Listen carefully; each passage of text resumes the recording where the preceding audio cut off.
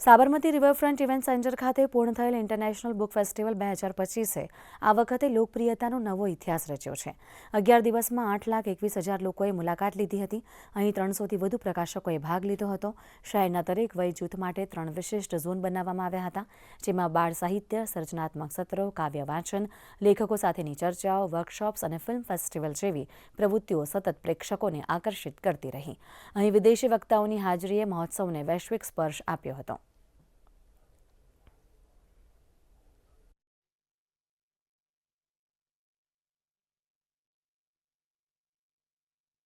आठ लाख से ज़्यादा लोगों ने यहाँ विजिट किया है। हर साल उसकी जो ख्याति है बढ़ती जा रही है।